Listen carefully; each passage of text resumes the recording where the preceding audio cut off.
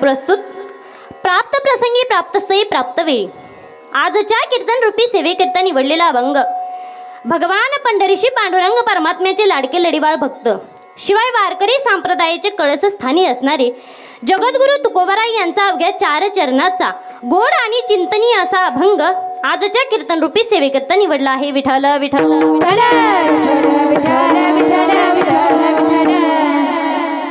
या अभंगाचा प्रतिपाद्य विषय असा आहे. या अभंगातून जगद्गुरु तुकोबाराय फार मोठा सुख प्राप्तीचा समाधानाचा पत्ता सांगतात. जगद्गुरु तुकोबाराय सांगतात, तुम्हाला जर जीवनामध्ये सुख हवं असेल तर त्या भगवंताला आपलंसं करा. आपुला तो एक देव करुणी घ्यावा, तेने विन जीवा सुख नोहे. तुकोबाराय सांगतात की त्या भगवंताला आपलंसं केल्याशिवाय आपल्या जीवनामध्ये आपल्याला सुख भेटणार नाही. तुम्ही म्हणता संसारामध्ये जे सुख आहे ती येरती माई की दुःखाची जनिती नाही आधी अंती अवसान. ते सुख खोटं आहे. त्या दुःखाला आधीही नाही आणि अंतही नाही. त्याचा जर अंत करायचा असेल तर तो असणारा अविनाशी भगवंत त्याला आपलंसं करा आणि त्याचे पिसे आपल्या मनाला लावून घ्या. अविनाश करी आपुलिया ऐसे लावी मना पिसे गोविंदाचे. मग त्या भगवंताला आपलंसं केलं, त्याचे पिसे आपल्या मनाला लावून घेतले, त्याचं जर नामचिंतन केलं तर जगद्गुरु तुकोबाराय सांगतात, तुम्ही मेल्याच्या नंतर उत्तम असणारी कीर्ती तुमची या जगामध्ये शिल्लक राहील. तुका म्हणे का मरणेची सरे उत्तमची उरे कीर्ती मागे. हा झाला अभंगाचा सरळ सरळ भावार्थ. विठ्ठल विठ्ठल विठ्ठल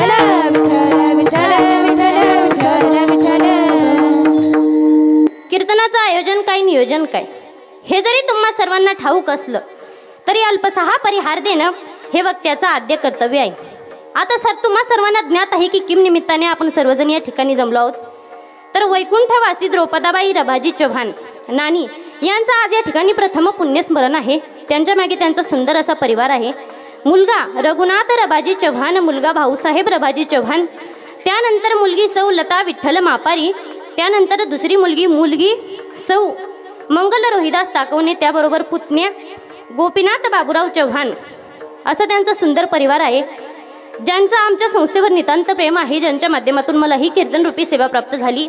असे असणारे हराळे महाराज, कैलास जासूद, पांडुरंग जासूद यांच्या माध्यमातून मला ही कीर्तनरूपी सेवा प्राप्त झाली. त्यांचे अंतकरणापासून आभार मानते. गायनाचार्य श्रद्धा दिदी सोनूने, उपासना दिदी उमरे, त्याचबरोबर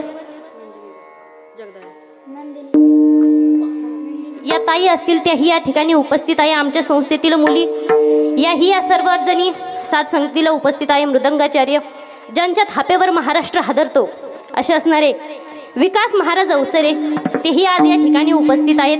माझे गुरुवर्य हरिभक्तपरायण दीपकजी महाराज सुद्रिक पाटील तेही या ठिकाणी उपस्थित आहे. माझी बहीण, माझे दाजी तेही सर्व या ठिकाणी उपस्थित आहे. आणि फार महत्त्वाचे तुम्ही श्रोते मंडळी, तुम्ही सर्व उपस्थित आहे, तुमचे सर्वांचे आभार मानते. भगवंत, संत, गुरु महाराज, आई वडील आणि खाली बसलेले मायबाप ज्याप्रमाणे बुद्धी देतील त्याप्रमाणे अभंग सोडवण्याचा प्रयत्न करेल. विठ्ठल विठ्ठल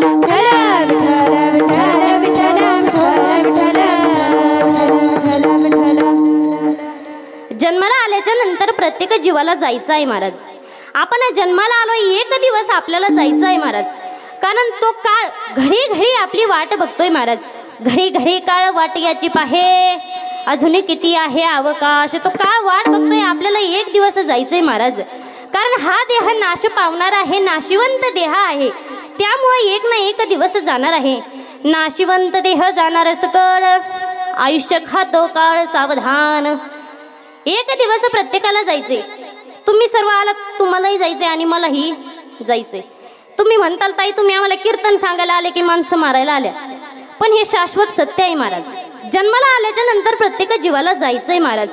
येथे नाही उरो आले अवतार, येरे ते पामर जीव किती. संत गेले, महंत गेले, श्रीमंत गेले, नवे नवे तर भगवंत सुद्धा गेले. मग तुम्ही आम्ही काय सर्वसामान्य माणसं आहोत. जन्माला आल्याच्या नंतर प्रत्येकाला जायचं आहे महाराज. जेव्हा आपला जन्म होतो त्याच वेळेस आपला मृत्यूची तारीख ही ठरलेली असते. बघा, ज्या वेळेस एखादी कंपनी एखादा प्रोडक्ट निर्माण करते आणि ते प्रोडक्ट बाजारात पाठवते, पण ते प्रोडक्ट बाजारात पाठवण्याच्या अगोदर त्याच्यावर काय लिहिलेली असते, त्याची एक्सपायर डेट लिहिलेली असते. तसं आपण आहोत महाराज. आपण भगवंत रूपी कंपनीमध्ये मनुष्य रूपी प्रोडक्ट निर्माण झालो आणि संसार रूपी बाजारामध्ये आपल्याला पाठवलं आहे, पण त्या अगोदर काय लिहिलेलं आहे, आपली एक्सपायर डेट लिहिली आणि मग आपल्याला पाठवलं. 7 दिवसामध्ये आपलं मरण आहे. सोमवारी जन्म होतो, मंगळवारी मोठा होतं, बुधवारी लग्न होतं, गुरुवारी मुलगा होतो, शुक्रवारी म्हातारा होतो, शनिवारी दवाखान्यात जातो आणि रविवारी तिकडंच जातो. 8वा दिवस उगतो का? नाही महाराज. 7 दिवसात आपलं मरण ठरलेलं आहे महाराज. तुमच्या इथून मागच्या पिढ्या झाल्या. तुमच्या आजोबाच्या आजोबा आहेत का जिवंत? आहेत का? नाही महाराज. अरे साधू संत प्रमाण देतात. आज मेला पंजा मेला बाप मसना गेला, देखत देखत नातू पंतू तोही तैसा झाला. एवढा जागे पाजे बयाले मोठे, एवढा जागे पाजे बयाले मोठे. आज गेला पंजा गेला बाप मसना गेला, आज गेला पंजा गेला बाप मसना गेला.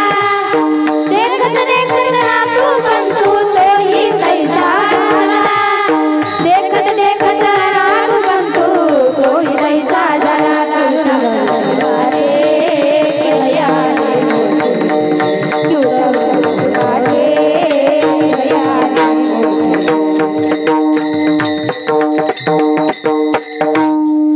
आजा मेला पंजा मेला बाप मसना गेला, देखत देखत नातू पंतू तोही तैसा झाला.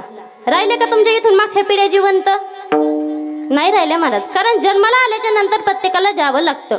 लाख जरी प्रयत्न केले तरी मरण हे चुकवता येत नाही, चुकवता येत. कोई लाख करे चतुराई कर्म का लेख मिटेनारे भाई. किती जरी प्रयत्न केले तरी आपण मृत्यू हा चुकू शकत नाही. मरण हे आपल्यापर्यंत येत असतं का आपण मरणापर्यंत जात असतो? तुमच्या भागात कशी पद्धत आहे? कशी आहे? बोलत चला. तुम्हाला माझी भाषा कळतीये का झोपले? सांगा. मरण तुमच्यापर्यंत येतं का तुम्ही मरणापर्यंत जाता? आपल्याला मरणापर्यंत जावं लागतं. मरण हे आपल्यापर्यंत येत नसतं. आपण फक्त म्हणतो मरण आलं, पण आपण मरणापर्यंत जात असतो महाराज. आता तुमच्या गावातील 2-4 जाणकार मंडळींनी पंढरपूरला जाण्यासाठी बस केली. आता बस केली. सर्व प्रवासी जेवढे पंढरपूरला जाणारे होते तेवढे बसमध्ये बसले.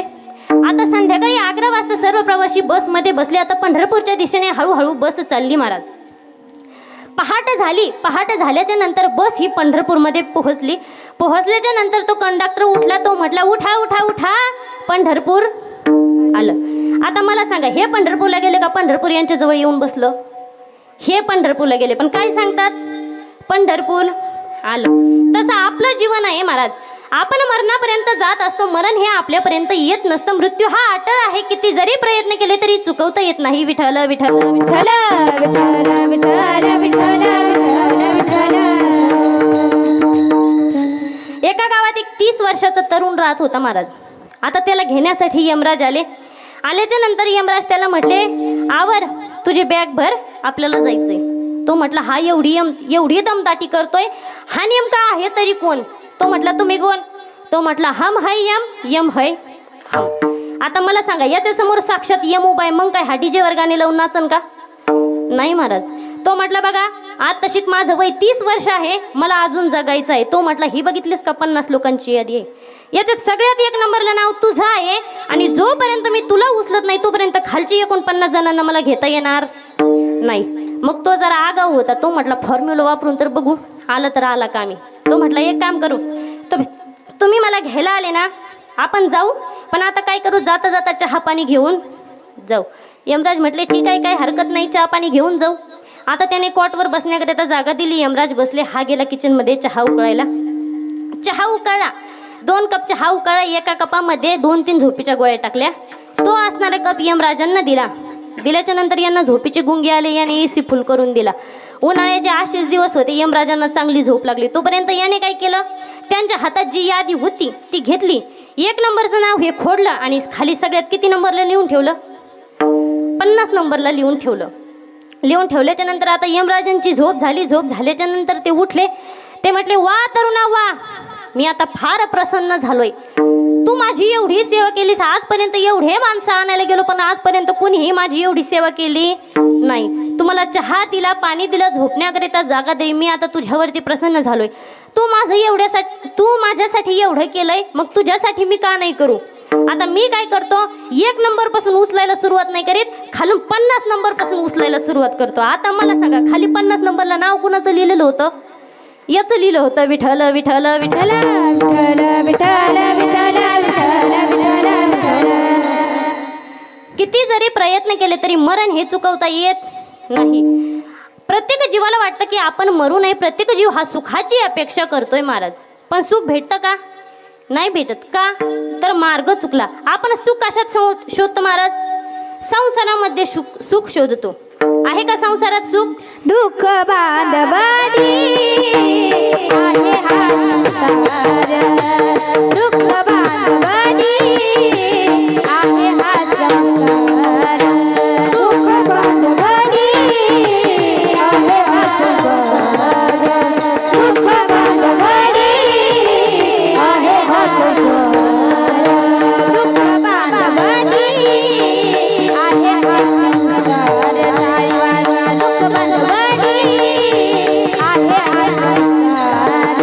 दुःख बांधवाडी आहे हा संसार. दुःख बांधवाडी आहे हा संसार. सुखाचा विचार नाही कोठे. सुखाचा विचार नाही कोठे.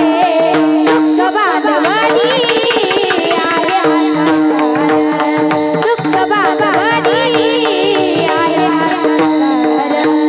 सुखाचा विचार नाही कोठे. सुखाचा विचार नाही कोठे. दुःख बांधवाडी आहे हा संसार. दुःख बांधवाडी आहे हा संसार. आहे हा संसार. आहे हा संसार.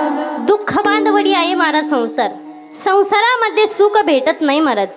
तुम्ही म्हणता संसारामध्ये सुख आहे, मग संत महात्मे सुखाचा का त्याग करतात? संसारी असती सुख तरी का त्यागी ती सनकाधिक. त्यांना माहित आहे महाराज संसारामध्ये सुख नाही. अरे तो जड भरत राजा, ज्याच्यामुळे आपल्या भारताला भारत देश असं नाव पडलं, असा असणारा तो जड भरत राजा, त्याला सर्व भोग प्राप्त होते महाराज, तरी सुद्धा त्याने त्याचा त्याग केला. का? देवासाठी घेऊन जो उघा भोग त्यागी गेला. का? तर त्याला माहित होतं महाराज या संसारामध्ये सुख नाही. सुख हे 5 विषयाचं आहे, ते विषयिक सुख आहे. आणि विषयिक सुख काही कामाचं नाही, कारण विषयिक सुखामध्ये 5 जणांचा घात झाला. विषयिक सुख नकोय, आत्मिक सुख हवं आहे. आणि आत्मिक सुख जर तुम्हाला पाहिजे असेल तर तेच महाराज अभंगाच्या प्रथम चरणात सांगतात. आपुला तो एक देव करून घ्यावा. आपुला तो एक देव करून घ्यावा. आपुला तो एक देव करून घ्यावा. आपुला तो एक देव करून घ्यावा. आपुला तो एक देव करून घ्यावा. गवा गवा आपुला तो एक देव करून घ्यावा. आपुला तो एक देव करून घ्यावा. आपुला तो एक देव करून घ्यावा. देवेन जीवा सुख नये. देवेन जीवा सुख नये. वेरती माईके दुःखाची जरती. वेरती माईके दुःखाची जरती. देवेन जीवा सुख नये. देवेन जीवा सुख नये. वेरती माईके दुःखाची जरती. राई बाई वेरती माईके दुःखाची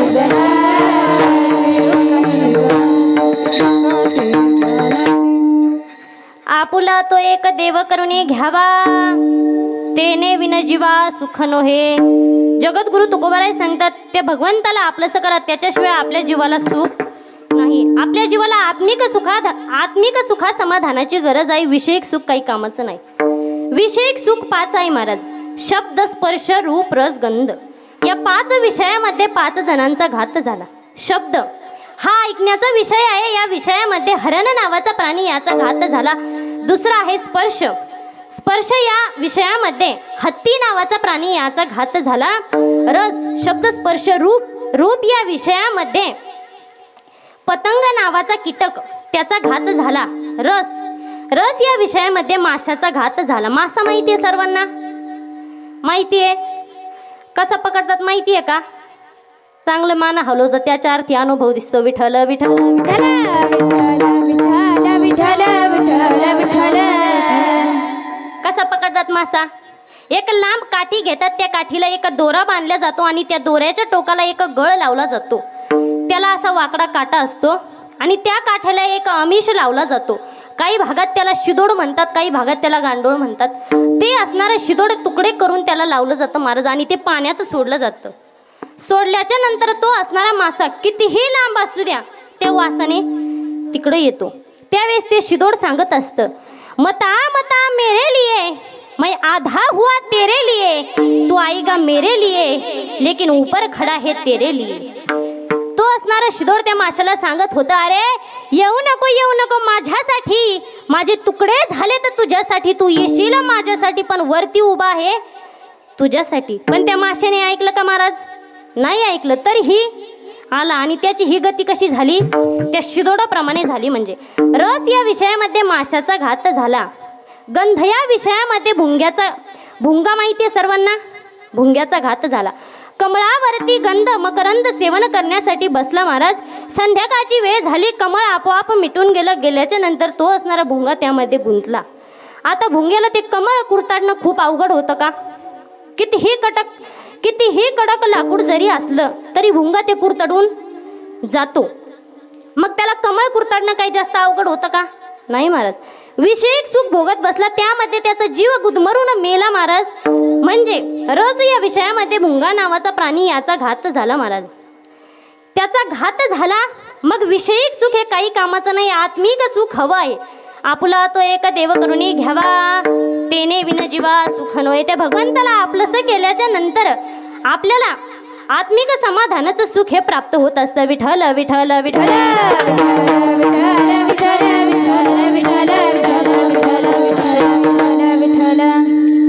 विषयिक सुख हे आत्मिक सुख आपल्याला प्राप्त होत असतं महाराज. त्या भगवंताला न सांगता सर्व काही कळतं. फक्त त्याचं भगवंताचं नामचिंतन नामस्मरण आपण जीवनामध्ये केलं पाहिजे महाराज.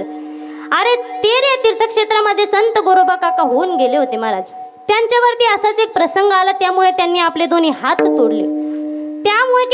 त्यामुळे मडकं घडवण्याचं काम बंद पडलं. घरात खायला काही नाही, घरात उपवास मार होऊ लागली.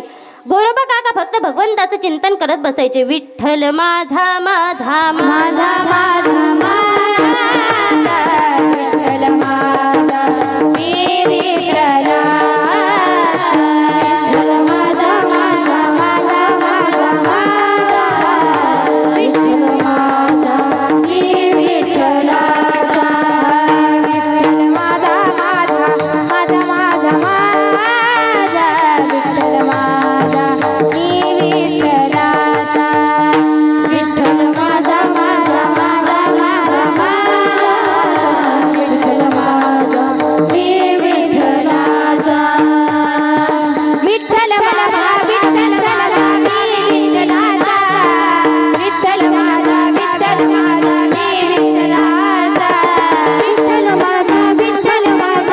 माझा मी विठ्ठलाचा, विठ्ठल माझा विठ्ठल माझा मी विठ्ठलाचा, विठ्ठल माझा विठ्ठल माझा मी विठ्ठलाचा, विठ्ठल माझा विठ्ठल माझा मी विठ्ठलाचा, विठ्ठल माझा विठ्ठल माझा मी विठ्ठलाचा, विठ्ठल माझा विठ्ठल माझा मी विठ्ठलाचा, विठ्ठल माझा विठ्ठल माझा मी विठ्ठलाचा, विठ्ठल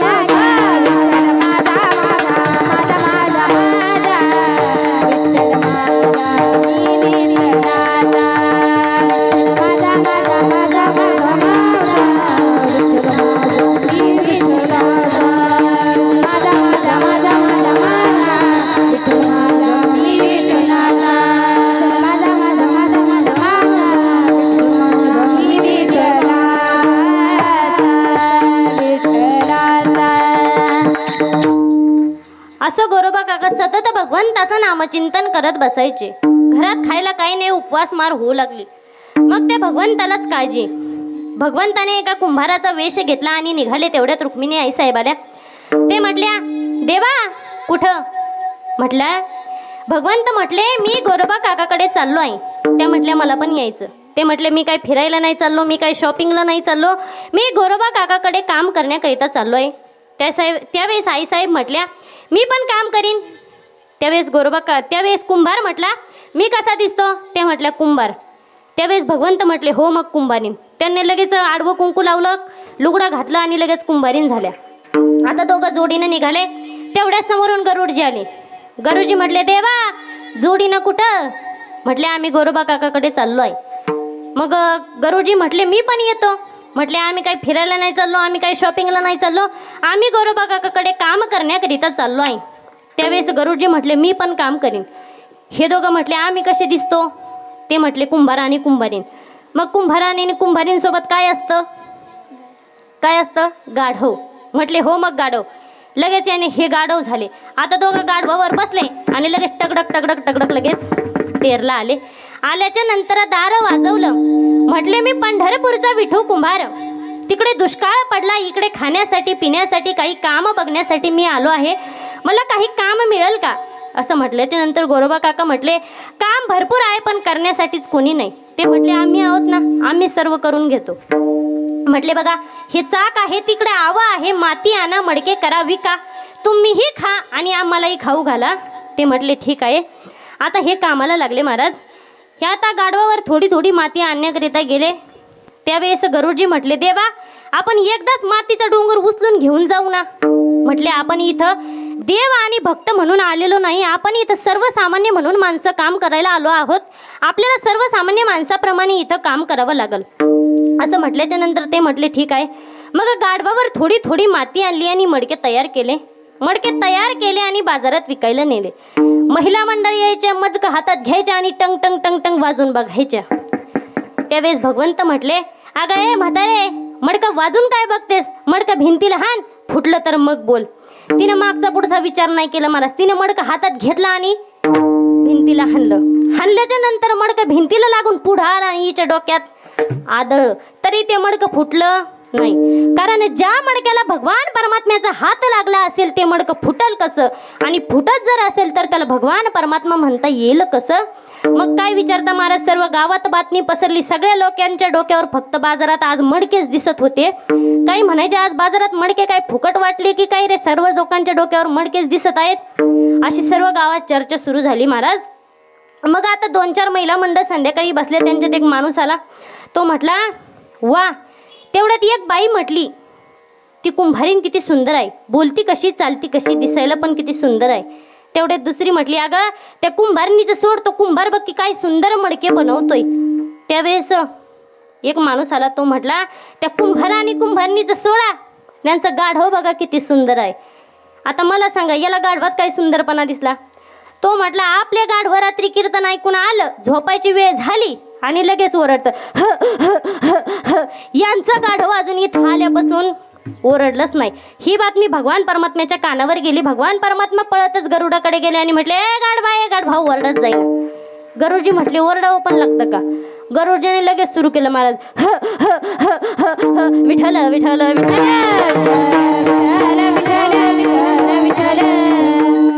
भगवंत म्हटले अरे थांब भांड फोडितो का काय?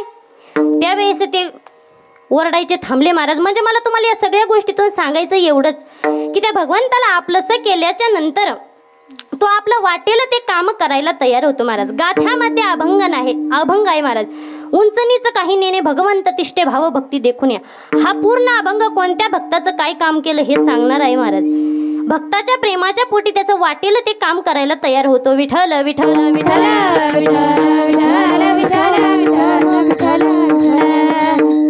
फक्त त्या भगवंताला आपलंसं केलं पाहिजे. पण आताची पिढी फार हुशार. आताची पिढी म्हणते त्याला आपलंसं केल्याच्या नंतर आमचा फायदा काय आहे महाराज? जेवढे तुमचे निंदा करणारे असतील ना, जेवढे तुमचे निंदक असतील तेवढे तुम्हाला वंदन केल्याशिवाय राहणार नाही. विठ्ठल विठ्ठल विठ्ठल. भागवतामध्ये सुंदर उदाहरण आलेलं आहे महाराज. भगवान परमात्म्याचे 16,107 लग्न झाले, एक बाकी होतं. त्यावेळेस भगवंत आईकडे गेले आणि म्हटले आई माझे 16,107 लग्ने झालेत ग. आई म्हटली आता तुझी अजून काय इच्छा आहे? म्हटले अजून एक करावी वाटते. म्हटले एवढ्या केल्या अजून पोट भरलं नाही का? म्हटले मला सांग, माझी एखादी पत्नी तुझ्याकडं तेल मीठ वगैरे साडी चोळी काही मागण्याकरिता आली का? नाही आली. मी संसार करण्यासाठी समर्थ आहे, मग काय अडचण आहे. आई म्हटली ठीक आहे बाबा कर, काही हरकत नाही, पण सून आणताना जरा मोठ्या घरची आण. ही प्रत्येक आईची इच्छा असते. आपली मुलगी जावी तर मोठ्या घरी जावी आणि सून यावी तर मोठ्या घरची यावी. असं सांगितल्याच्या नंतर आता भगवंत निघाले, जंगलाच्या दिशेने गेले. गेल्याच्या नंतर पुढे एक गुफा होती. गुफेच्या पुढे गेले. एका दगडावर एक वडील आणि तिची मुलगी बसलेली होती.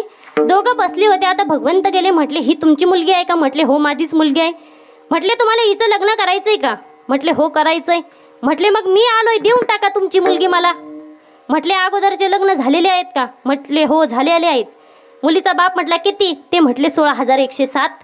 असं म्हटल्याच्या नंतर ते म्हटले अजून हाऊस फिटली नाही का? म्हटले तुम्हाला काय करायचंय? तुम्ही हिला वर शोधणारच आहात ना, मग देऊन टाका मला मुलगी.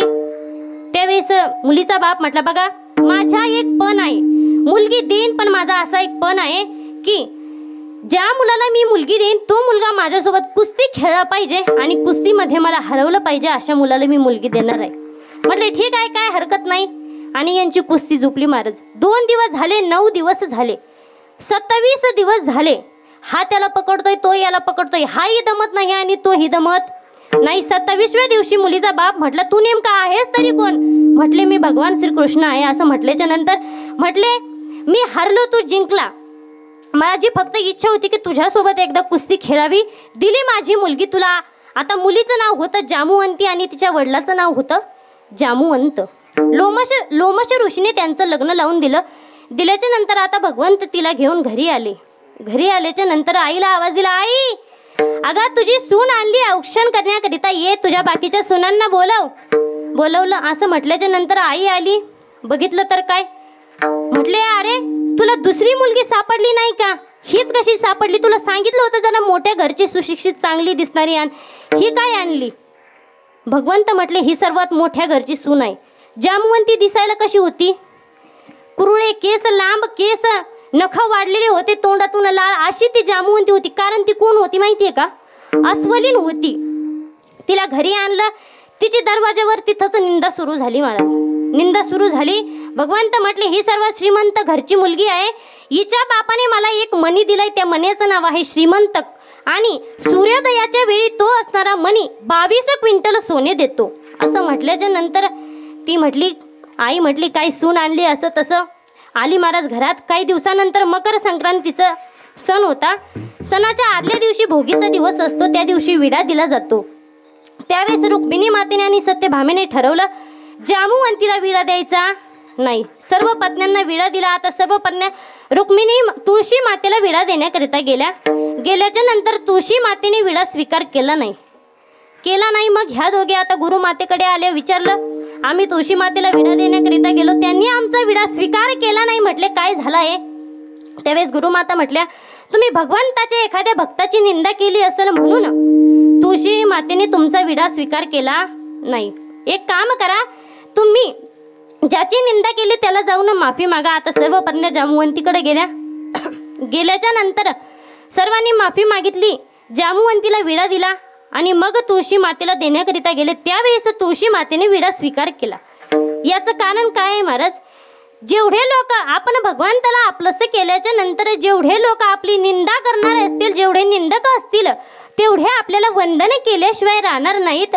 असं त्या भगवान परमात्म्याचं आहे महाराज. त्याला आपलंसं केल्याच्या नंतर आपल्या जीवनातील तो सर्व दुःख यातना जे आहे ते सर्व बाजूला ठेवतो. संसारातलं जे आहे ते सर्व खोटं आहे. तेच महाराज अभंगाच्या दुसऱ्या चरणाचा माई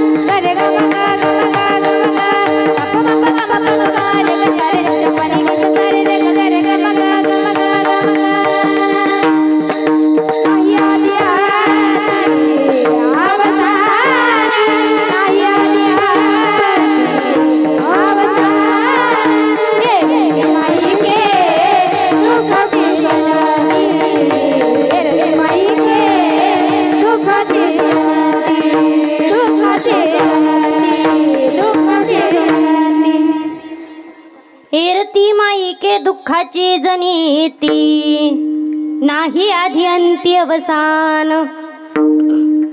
संसारातलं जे सुख आहे ना महाराज ते खोटं आहे, मिथ्या आहे, ते सर्व खोटं आहे. मग आपण काय केलं पाहिजे? फक्त भगवंताला आपलंसं केलं पाहिजे. त्याचं आपण मनोभावे त्या भगवंताचं नामचिंतन केलं पाहिजे. त्या भगवंताचं आपण नामचिंतन जर नाही केलं तर नाथ महाराज पिंगळ्याद्वारे वर्णन करतात. हे महाराज जरी नाही काल तरी दुसरा येईल. हे जरी नाही काल, हे जरी नाही काल तरी दुसरा येईल. हे जरी नाही काल सरती शेवटी बाळ बांधून नेईल. सरती शेवटी बाळ, सरती शेवटी बाळ बांधून नेईल. सरती शेवटी बाळ एका जनार्दनी आवाज वाढवा. जाईल एका जनार्दनी आमचं काय जाईल. एका जनार्दनी आमचं काय जाईल. एका जनार्दनी आमचं काय जाईल.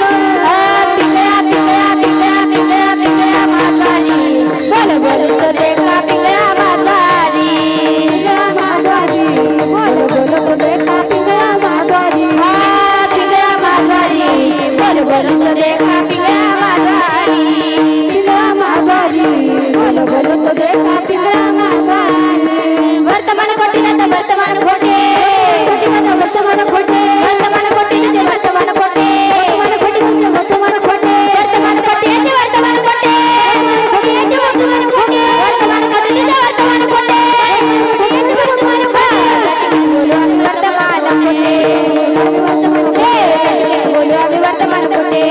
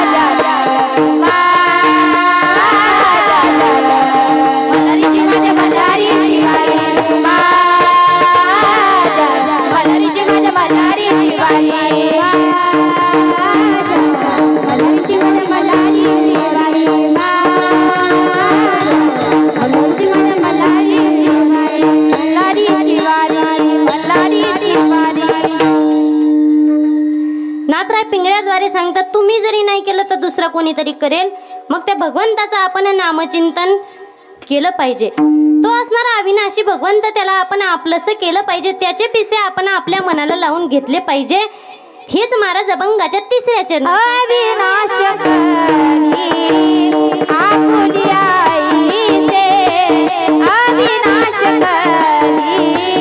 आपुलिया इथे, अविनाशकारी आपुलिया इथे, अविनाशकारी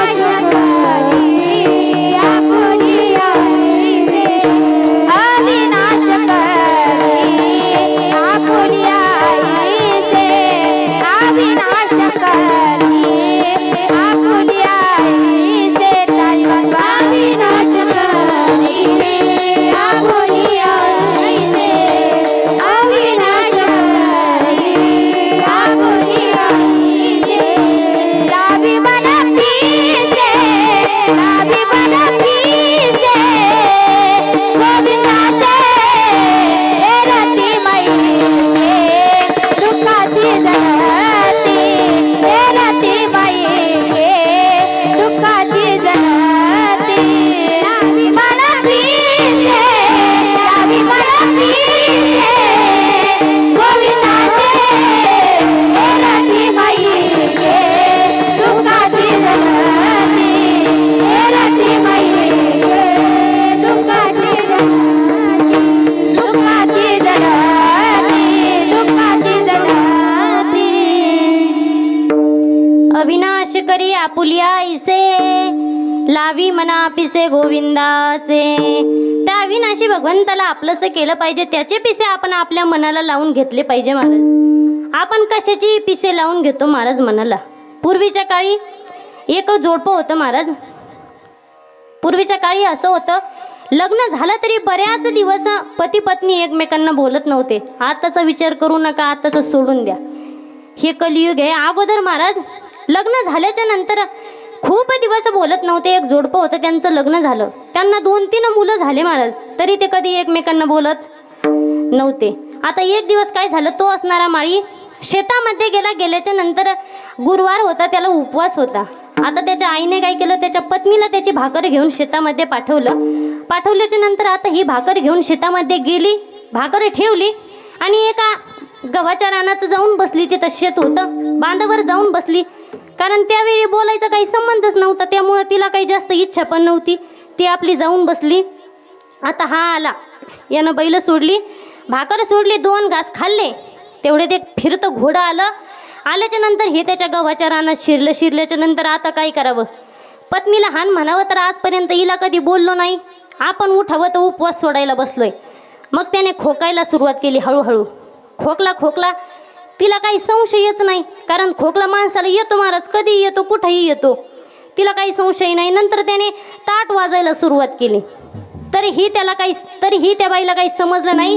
मग आता नाविलाज म्हणून तो म्हटला, अगं तेवढा घोडा हाण ना. असं म्हणता महाराज त्या बाईला एवढा आनंद झाला. तिने ते घोडा हाणला आणि घरी नामस्मरण करत निघाली. कधी नाही बोलले, घोडा हाण म्हणले, कधी नाही बोलले, घोडा हाण म्हणले. आता तिचा जपच सुरू झाला. संध्याकाळची वेळ झाली. आता हा गोठ्यातून घरी येत होता आणि ही घरून गोठ्यात सरपण आणण्याकरिता चालली होती. हिचं नामचिंतन सुरूच होतं. कधी नाही बोलले, घोडा हाण म्हणले, कधी नाही बोलले, घोडा हाण म्हणले. तेवढ्यात आता समोरून हे दोघं समोर आले. अंधारात काही दिसलं नाही. तो म्हटलं, कोण? ही म्हटली, मीच. आता हिने पहिलं जप बदलला आणि दुसरा सुरू केला. ते म्हणले, कोण? मी म्हणले, मीच. ते म्हणले, कोण? मी म्हणले, मीच. विठ्ठल विठ्ठल विठ्ठल.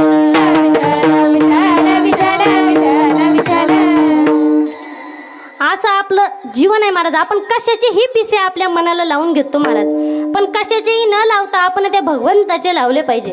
कारण या जगामध्ये नामचिंतनाशिवाय काही फायदा नाही महाराज. आपण याला जीव लावतो, त्याला जीव लावतो, काही उपयोगाचं नाही महाराज. आपलं कोणीच नसतं महाराज. शेवटी आपल्याला नाही रे, नाही कुणाचे कोणी, नाही रे, नाही कुणाचे कोणी, नाही रे, आवाज येते माहितीला, कुणाचे कोणी,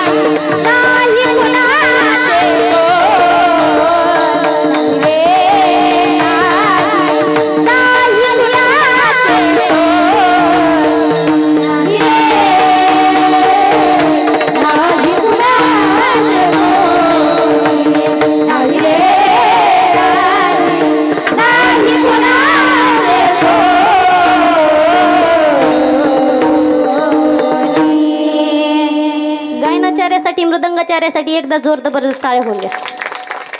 क्या बात आहे महाराज. असे गायनाचार्य मृदंगाचार्य टाळकरी शोधून सुद्धा कुठं मिळत नाही. विठ्ठल विठ्ठल विठ्ठल विठ्ठल विठ्ठल विठ्ठल विठ्ठल विठ्ठल. या जीवनामध्ये देव संत आणि तिसरे आपले आई वडील हे जर सोडले तर या जगात आपलं कोणीच नाही. हा फक्त संसारामध्ये ही फक्त माया आहे. जेव्हा आपला जन्म होतो तेव्हा मायेचा सुद्धा आपल्यासोबत जन्म होत असतो आणि ती असणारी वेडी माया आपल्याला परमार्थ करून देत नाही महाराज. कोणीही कामाला येत नाही महाराज. शेवटी चित्रकूट नावाचा एक विशाल पर्वत होता. त्या पर्वतावर सुंदर वृक्षवेली होत्या. त्याच पर्वतावर एक गजेंद्र नावाचा हत्ती राहत होता महाराज. एक दिवस तो आता जंगलाचा राजा होता त्यामुळे सर्वजण त्याला घाबरत असे. एक दिवस तो आपल्या पत्न्यांसह नातवासह मुलांसह सरोवरावर जलक्रीडा करण्यासाठी गेल्याच्या नंतर आता हा सरोवरावर जलक्रीडा करू लागला. करत असताना त्या सरोवरात राहणाऱ्या एका मगराने रागाने गजेंद्राचा पाय धरला महाराज. गजेंद्र खूप संकटात सापडला. काय करावं काही कळत नाही. त्याने खूप ओढण्याचा प्रयत्न केला पण गजेंद्र काही सुटेना महाराज. मग याच्या नातवांनी मुलांनी त्यांच्या पत्न्यांनी काय केलं, सर्वांनी सोंडीत गुंतून एक साखळी तयार केली. 1 2 3 म्हणून झटका मारून ओढलं की मगर 5 फूट बाहेर यायचं. यांचा जोर संपला. मगराने झटका मारून ओढलं की हे सर्वचे सर्व 10 फूट पाण्यात जायचे महाराज. कारण आपने अपने गल्ली में कुत्ता शेर बन जाता है. कुत्रा आपापल्या गल्लीत खूप शहाणपणा करतो महाराज. आपण त्याच्या गल्लीत गेलो तर भो भो भो भो भोगतं आणि तेच कुत्रा जर आपल्या गल्लीत आलं तर खाली शेपूट घालून कुन कुन कुन कुन करतं. तसं मगर स्वस्तानी म्हणजे पाण्यामध्ये त्याला खूप ताकद असते. ते कितीही ताकदवान हत्तीला पाण्यामध्ये उडून नेऊ शकतं. पण तेच मगर जर पाण्याच्या बाहेर आलं तर त्याला कुत्रे फरफडत नेतात. असं यांचं खूप दिवस युद्ध चाललं. आता नातवांच्या लक्षात आलं की आता हे युद्ध काही संपत नाही. मगर काही आजोबांना सोडत नाही. आपण कुठे आजोबांसाठी इथं मरता, आपण चला घरी. नातू आता घरी निघाल्याच्या नंतर गजेंद्र म्हटलं, ए नातवांनो कुठं निघाले? अरे तुमच्यासाठी काय नाही केलं. म्हातारे माणसं बघा महाराज कीर्तनात टाळ्या वाजवित नाही पण नातवांना टाळ्या वाजवून नादी लावतात. एवढं सगळं त्यांना करतात. त्यांना चालता येत नसलं तरी खांद्यावर घेऊन त्यांना चालतात. एवढं सर्व त्या नातवांसाठी करतात. पण शेवटी नातू सुद्धा कामाला येत नाही. नातू म्हटले, बाबा आता तुम्ही म्हातारे झालेले आहे. एक नाही एक दिवस तुम्ही जाणार आहे. आम्ही कशाला तुमच्यासाठी इथं मरावं. नातू गजेंद्राला सोडून घरी निघून गेले. त्यानंतर मुलं म्हटले, बाबा आम्ही तरी काय करावं आता तुम्ही असं बी मरणार आहे. तुमचं वय झालंय. काय करावं आम्ही इथं थांबून. मगर काही तुमचा पाय सोडत नाही. आता मुलं ही सोडून निघाले. त्यावेळेस गजेंद्र म्हटला, अरे मुलांना तुमच्यासाठी काही नाही केलं. अरे मी फाटके कपडे घातले, तुम्हाला चांगले कपडे घातले. मी उपवाशी राहिलो, तुम्हाला खाऊ घातलं. मंदिराच्या विटा चोरून आणल्या, घरी बाथरूम बांधले. घरातले बंद पडलेले लाईट मंदिरात नेऊन फिट्ट केले. मंदिरातले चालू लाईट आणून घरात फिट केले. खोटं नाटं बोलून जमिनी विकत घेतल्या. एवढा सगळं तुमच्यासाठी केलं आणि तुम्ही मला सोडून निघाले. त्यावेळेस मुलं म्हटले, बाबा आता तुम्ही म्हातारे झालेले आहेत ना, मरणार तर आहातच ना, मग आम्ही कशाला मरावं इथं. आता मुलं ही सोडून निघाले. शेवटी पत्न्या ही गजेंद्राला सोडून घरी निघाल्या. शेवटी कोणीही कामाला येत नाही. त्यावेळेस गजेंद्राने भगवंताचा धावा केला. त्यावेळेस भगवंत गजेंद्राला वाचवण्यासाठी निघाले महाराज. आणि शेवटी कोणी वाचवलं असेल तर गजेंद्राला कोणी वाचवलं? भगवंतानी वाचवलं महाराज. सांगा कोणासाठी कितीही कमवून ठेवलं, येतं का कोणी कामाला?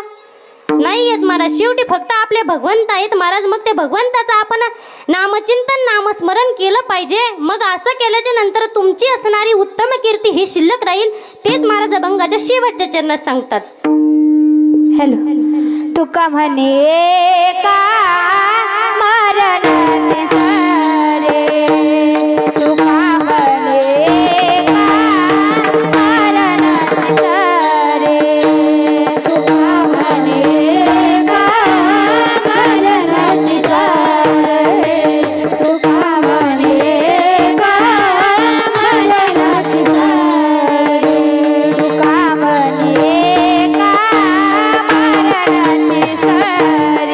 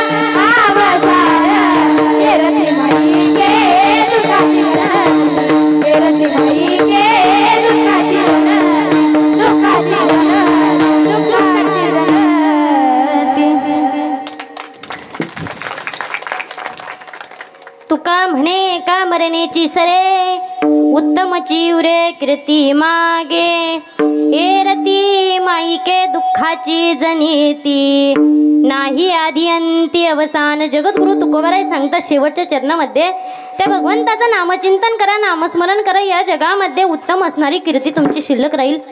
असो वारकरी संप्रदायाच्या नियमाप्रमाणे आपण सर्वजण एकदा वारकरी भजन घेऊ. महिला वर्ग पुरुष वर्ग तुम्ही सर्वांनी आपले दोन्ही हात वरती घ्या. विठोबा रखुमाई रखुमाई विठोबा रखुमाई विठोबा रखुमाई विठोबा रखुमाई विठोबा रखुमाई विठोबा रखुमाई विठोबा रखुमाई विठोबा रखुमाई विठोबा रखुमाई. हरी जय जय जय जय जय जय विठोबा रखुमाई. हरी जय जय जय जय विठोबा रखुमाई. हरी जय जय जय जय जय जय हरी जय जय जय जय जय हरी जय जय जय जय जय विठोबा रखुमाई. हरी जय जय जय जय जय विठोबा रखुमाई. विठोबा रखुमाई विठोबा रखुमाई विठोबा रखुमाई विठोबा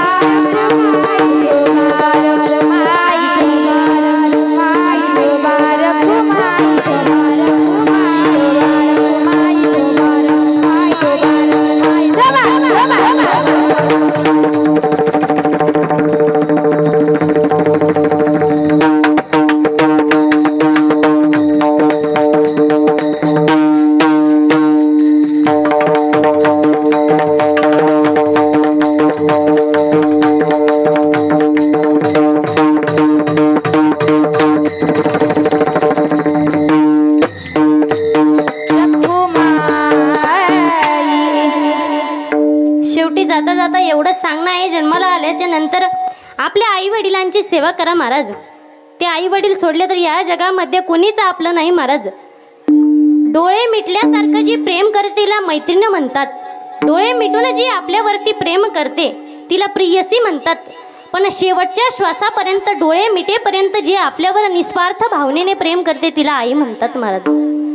अरे आपलं लेकरू लुळं असू द्या, खुळं असू द्या, पांगळं असू द्या, आंधळं असू द्या, काळं असू द्या, कसंही असू द्या, पण निस्वार्थ भावनेने आपल्यावरती प्रेम करणारी ती आपली आई असते महाराज. अरे तुमचा 1 कोटीचा बंगला असू द्या, पण त्या बंगल्यासमोर जर आई वडील नसतील ना, काही अर्थ नाही महाराज त्या बंगल्याला. छोटीशी झोपडी असू द्या, त्या घरासमोर जर हसत खेळत आई वडील असतील ना, तर ती झोपडी एका राजमहालासारखी आहे महाराज. अरे आहे तोपर्यंत कळत नाही, गेल्यावरती मिळत नाही. आजकालच्या तरुणांना तर आई वडिलांची किंमतच राहिली नाही महाराज. सत्य घटना आहे महाराज. एका गावामध्ये एक सुंदर असं जोडपं राहत होतं महाराज. फार सुंदर जोडपं होतं. त्यांना 2 मुलं होते महाराज. 2 मुले शिकवली महाराज, लहानची मोठं केली. अरे तर हाताच्या फोडाप्रमाणे त्या लेकरांना जपले महाराज. त्यांच्यासाठी एवढी संपत्ती कमवली, एवढी संपत्ती कमवली की कधी सुद्धा त्यांना 7 पिढ्या बसून खाल्ल्या तरी संपत्ती कधी संपणार नाही, एवढी संपत्ती त्या लेकरांसाठी कमवली. लेकरं शिकण्याकरिता शहरात पाठवली. शहरात शिकण्याकरिता गेली महाराज लेकरं. तिकडं मोठी झाली, नोकरीला लागली महाराज. लेकरं नोकरीला लागल्याच्या नंतर आता इकडं आई वडील म्हातारे झाले, म्हातारी झाले. झाल्याच्या नंतर बापाने आपल्या मुलांना फोन केला, का रे बाळांनो, अरे तुमची आई खूप आजारी आहे रे, तिला भेटण्याकरिता एकदा या तरी. सांगितल्याच्या नंतर मुलं आले नाही महाराज. 1 आठवडा झाला, 2 आठवडे झाले महाराज. अरे 2 महिने झाले, एकही लेकरू आलं नाही. नाही आलं महाराज. बापाच्या डोळ्यातून दुःखाचे अश्रू वाहू लागले. अरे ज्या लेकरांना लहानचं मोठं केलं तर हाताच्या फोडाप्रमाणे जपलं महाराज, ते लेकरं आज आपल्याला भेटण्याकरिता सुद्धा येत नाहीत महाराज. फार दुःख वाटलं त्या बापाला महाराज, खूप दुःख वाटलं. 2 महिन्यानंतर पुन्हा फोन केला, अरे बाळांनो खूप आजारी आहे, तिचा अंतकाळ जवळ आलाय. आईची इच्छा आहे मरणा अगोदर एकदा तरी लेकरांचं तोंड बघावं. सांगितलं महाराज, तरीही एक सुद्धा लेकरू नाही आलं महाराज. एवढं जपले त्या लेकरांना आणि ते लेकरं नाही आले महाराज. असं करता करता ती आईची प्राणज्योत मावळली. मावळल्याच्या नंतर लहाना मुलगा 4 व्हीलरमध्ये आला, एकटाच आला. मोठा भाऊ सुद्धा आला नाही महाराज. वडील म्हटले, का रे तुझा दादा कुठे आहे? म्हटले, दादाला वेळ नाही, तो नोकरीला लागलेला आहे, त्याला सुट्टी मिळाली नाही, त्यामुळे तो आला नाही बाबा. मी तुला नंतर सांगतो, तुम्हाला नंतर सांगतो. एक काम करा, आपण अगोदर हे सर्व विधी आटपून घेऊ आणि नंतर बोलू. सर्व विधी आवरले. अग्निडाग देऊन आले त्या स्मशानभूमीमध्ये. घरी आले. पहिला दिवस झाला, दुसरा झाला, तिसरा दिवस आला. तिसऱ्या दिवशी मुलगा पुन्हा शहराच्या ठिकाणी वापस आपल्या नोकरीच्या ठिकाणी निघाला. म्हटले, काय तू चाललास? अरे निदान आईला 10 दिवस होईपर्यंत तरी थांब रे. म्हटले, नाही बाबा. अहो बाबा, ज्या वेळेस मी लहान होतो ना बाबा, मी ज्या वेळेस लहान 1ली 2रीला होतो, माझं शाळेमध्ये पहिलं भाषण होतं बाबा. मी तुम्हाला उत्सुकतेने सांगत होतो बाबा, माझं शाळेमध्ये पहिलं भाषण आहे, ऐकण्याकरिता चाला ना. तुम्ही मला 50 रुपये दिले खिशामधून काढून. सांगितलं, बाळा हे 50 रुपये घे आणि तुला खाऊ घे. असं सांगितलं बाबा. तुम्ही माझे भाषण ऐकण्याकरिता नाही आले. पुन्हा दुसऱ्या वेळेस माझ्या शाळेमध्ये माझी गॅदरिंग होती. मी आईकडे गेलो. आईला सांगितलं, अगं आई, बाबांना काम असतं, बाबांना वेळ नसतो, तू तरी माझी गॅदरिंग बघण्यासाठी चल ना. आईने मला 100 रुपये दिले महाराज. 100 रुपये दिले आणि सांगितलं, जा बाळा, काय खाऊ पाहिजे तो घे, तुला काम नाही, पुढच्या वेळेस कधीतरी देईल. असं सांगितलं. त्या मुलाने खिशातून 10,000 रुपये काढले आणि बापाच्या हातात दिले. बापाला म्हटलं, बाबा हे 10,000 रुपये घ्या, 10वा करा, गोडधोड जेवण करा, मला काही थांबवू नका, मला वेळ नाही, मला टाईम नाही. तो मुलगा निघाला आणि जाता जाता सांगू लागला, मी दादाला चल म्हटलं होतं, पण त्याला वेळ नाही, टाईम नाही. लेकरांना टाईम देत चला. ही आजच्या युगातली परिस्थिती आहे महाराज. काय परिस्थिती आहे? अरे लेकरांना आपल्या आईवडिलांची जाण सुद्धा नाही. अरे ज्यांना आहे त्यांना विचारू नका, ज्यांना नाही त्यांना विचारा महाराज. एक श्याम नावाचा एक मुलगा होता महाराज. फार सुंदर त्यांचं कुटुंब होतं महाराज. श्याम 2रीला होता. 2रीला असताना त्याचे आई वडील आणि तो पंढरपूरची तीर्थयात्रा करण्यासाठी गेले. जात असताना यात्रा झाली महाराज. यात्रा करून वापस येत होते. येत असताना एक रोड क्रॉस करत असताना एक मोठा ट्रक आला आणि त्या ट्रकने त्यांचा ॲक्सिडेंट झाला आणि त्या ॲक्सिडेंटमध्ये त्याची आई गतप्राण झाली. श्याम त्या आईच्या जवळ गेला. अगं आई उठ ना ग, आई उठ ना ग, अशी का मला सोडून गेलीस ग? तू गेलीस, मला शाळेला डब्बा कोण करून देईल, माझं शाळेचं कोण आवरून देईल? आई तू उठ ना ग. आई काही उठत नाही महाराज. एकदा गेली महाराज, गेली सोडून लेकराला, नाही उठली महाराज. घरी आली, प्रेताला अग्निडाग दिला. आता बाप विचार करतोय, मुलगा अजून खूप लहान आहे, एवढ्या लहान वयात आई सोडून गेली, आता याचं पालन पोषण कसं होणार? कोण सांभाळणार याला? काय होणार आता याचं शाळेचं कसं होणार? शाळेचं शिक्षण कसं होणार? विचार केला महाराज. आता दुसरं लग्न करायचं ठरवलं. केलं महाराज, दुसरं लग्न केलं. पण लक्षात ठेवा, जगात बऱ्याच बायका अशा असतात, सावत्र असतात ना, त्या सावत्र लेकराला जीव लावत नाही महाराज. त्याला काम सांगायची, मारायची, खूपच कष्ट त्याच्याकडून करून घ्यायची महाराज. एक दिवस तर म्हटली, जा माझ्या साडीला इस्त्री कर.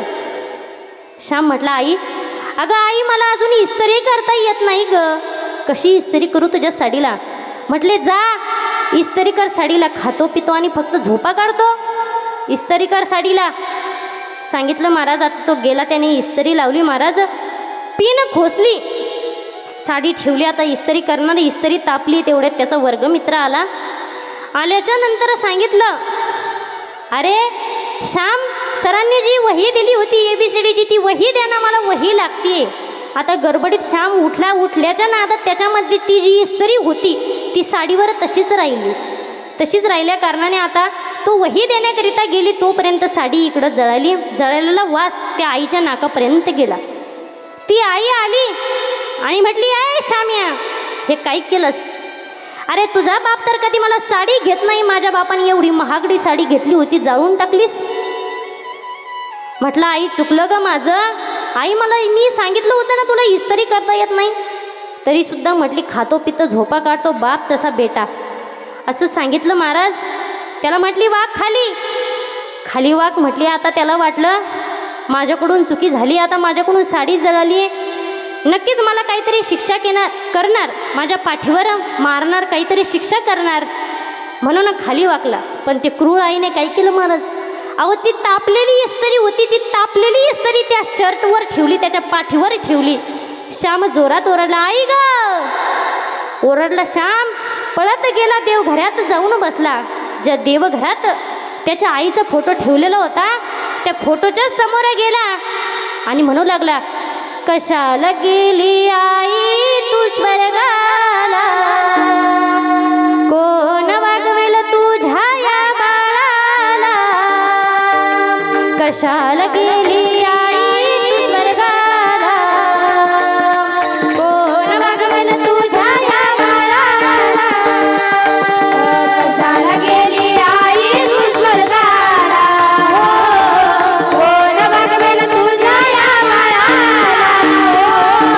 कशाला गेली आई तू स्वर्गाला, कोण वागवेल तुझ्या या बाळाला. 9 महिने 9 दिवसाची तू माई गेली, संकट तुझं आले बदल मला नेली. 9 महिने 9 दिवसाची माई तू गेली, संकट तुझं आले बदल मला नेली. कोण गेली तुझ्या या लाला, कोण वागवेल तुझ्या या लाला, कशाला गेली आई तू स्वर्गाला, कोण वागवेल तुझ्या या बाळाला, कशाला गेली आई तू स्वर्गाला, कोण वागवेल तुझ्या या बाळाला, कशाला गेली आई तू स्वर्गाला, कोण वागवेल तुझ्या या